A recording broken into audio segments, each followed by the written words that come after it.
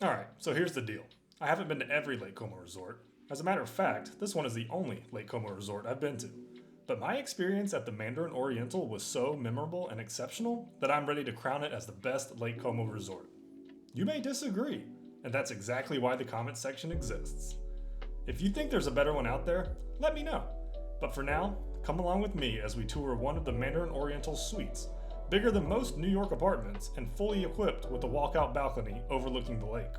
We'll discover whether the 5-star resort also has 5-star food, and take a look at some of the activities you can do around the lake while you're there. Alright then, let's get after it. The property itself spans an area of 6 acres, which is massive by Lake Como standards. You'll need to drive off of the main city road onto roads maintained by the Mandarin in order to get to the check-in desk. The check-in desk, or well, should I say check-in building, is seated at the highest elevation on the property. While a staff member was taking care of our check-in formalities, we were offered glasses of champagne and encouraged to relax and enjoy the views, which we did.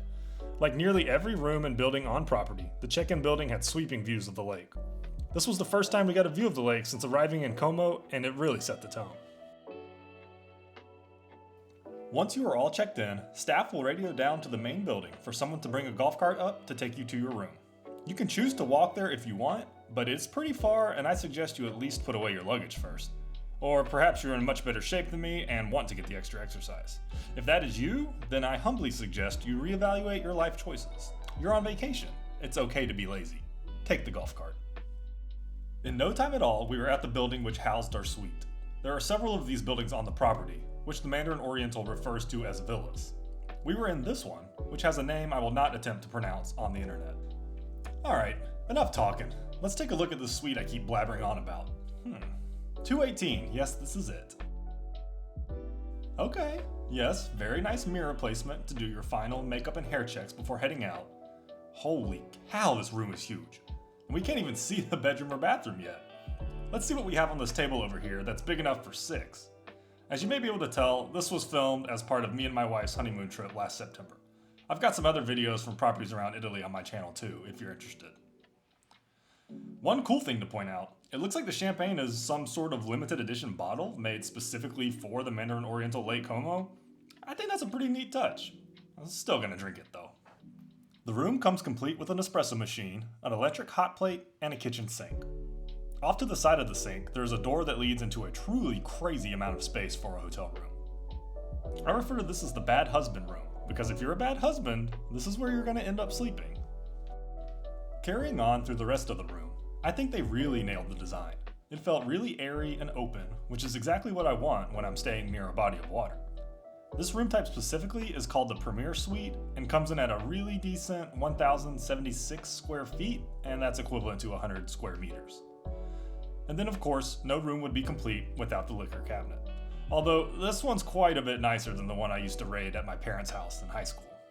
Surprisingly, even though the Mandarin Oriental Lake Como has 9 separate buildings, there are only 75 rooms, which are broken down into 24 guest rooms, 49 suites like this one, and 2 private villas, which I'm sure are just incredible. I personally love that there are so few rooms, and it really helps to keep the common areas from getting crowded. The best part of this room, and the best part of any room that has it as far as I'm concerned, is the balcony. There's just something so nice and tranquil about being able to have your own private outdoor space. This balcony was particularly large and offered partial views of the lake.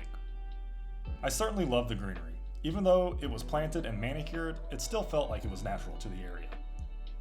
However, it was still September and it was still hot, so back inside we go. We still have half a suite to get through. I told you this thing was pretty big. Adjacent to the living area is the bedroom and bathroom. We'll take a look at the bedroom first.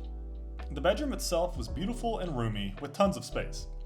This room in particular came with a king bed, but apparently some of these also come with twin beds or even sofa beds, which are interesting choices to say the least. There is a desk to the side of the bed with a pamphlet on it warning you that despite their best efforts to remove all the bugs from the property, there is outdoors all around us, and some bugs may have made it back in. This was only a problem for us once during our stay, when we were at dinner outside, next to some plants, and the bugs were legitimately so bad that we had to ask to move. We couldn't take it. And then they proceeded to sit 2 couples, one after another in the same exact spot, who also both asked to move. I don't know, maybe just don't seat people there next time? The bedroom also came equipped with a very, very large closet. Again, they must be expecting you to stay for months at a time here with all the storage space that they give you.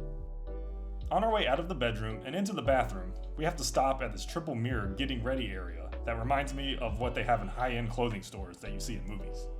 The bathroom, you guessed it, was also massive, featuring a double vanity and an oversized tub. As a matter of fact, on the Mandarin's website, they even refer to this bathroom as, quote, oversized. I wonder where the line is between just perfectly sized and oversized. I like to think I'm perfectly sized, but I fear I am trending more in the oversized direction these days. In addition to the bathtub, there was also a very nice walk-in shower with Diptyque amenities, which is my favorite brand. So high marks from me. Alrighty then, we're not here to just stay in our room all day, no matter how nice it is. Let's go check out the rest of the property. The main building was just absolutely beautiful and really showcased the East Asian aesthetic that the Mandarin brings to all of their properties. Stepping out on the balcony, you are greeted with sweeping views of the lake first and foremost, but also with views of the casual hangout/dining area directly in front and the pool, which is over off to our left. Speaking of the pool, people online seem to have mixed thoughts about it. Some people don't like that the pool is practically floating in the lake. I actually thought it was pretty cool and gave the effect of swimming in the lake while keeping all of the nice amenities you get in a pool, like not accidentally swallowing lake water and actually being able to touch the bottom. The teak deck provided plenty of room to lounge about, and we never had an issue finding a spot. Now, let's go back to the casual eating area I mentioned earlier. There are 3 restaurants on the property, and we will look at all 3, plus the amazing breakfast spread. Out here on the patio, you can take part in the Como Bar and Bistro menu, having what the Mandarin refers to as Italian favorites, signature cocktails, and all-time classics.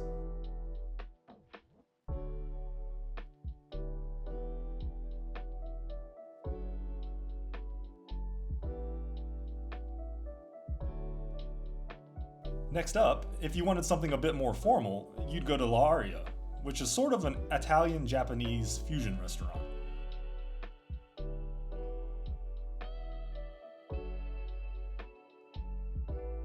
And then last, but certainly not least, if you were feeling peckish after being out by the pool, you'd hop on over to the Nami Cafe, which offers both healthy and comfort food. I'll give you a guess as to which one I chose. The Mandarin also offered both a breakfast buffet and certain items which you could have cooked to order for you each morning. Breakfast was included in our room rate, so we definitely made sure to take full advantage. So, if you eventually get tired of eating to your heart's content, there is also a slate of activities available to you.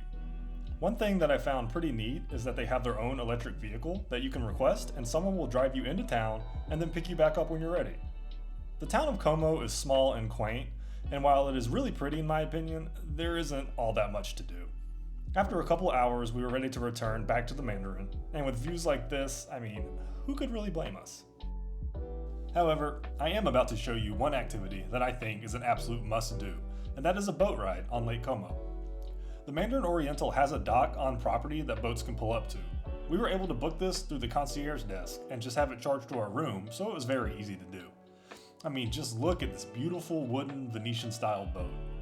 The experience includes a chef-prepared lunch and a bottle of wine to share. On a good weather day, I don't see how it gets too much better than that.